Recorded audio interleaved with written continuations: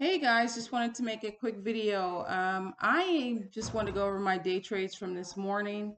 I was short in Toll Brothers. You can see I'm up just over $700.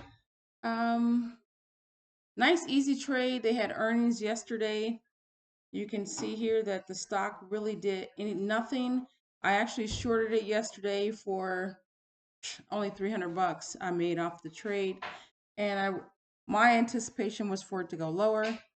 So I shorted it this morning and we'll see how it plays out. I only have 100 shares left.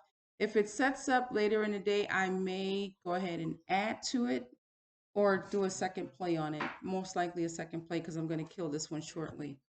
I also traded Lowe's.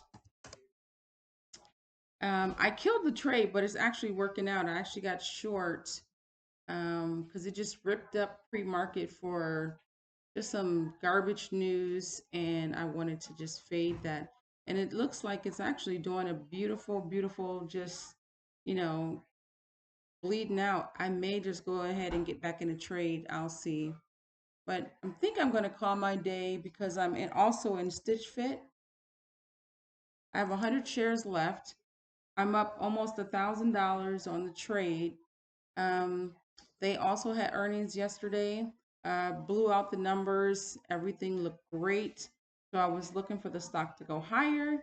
So again, just got in the trade. Where did we get in? 50.04. So we got in right about this area right in here. And target was yesterday's high.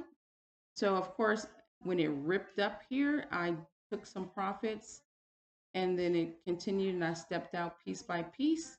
And then I think I'll just let the rest of it go ahead and run and trail out on these pivots. So I'm up over $1,000 on this trade, over $700 on Toll Brothers, and $81 on Loads.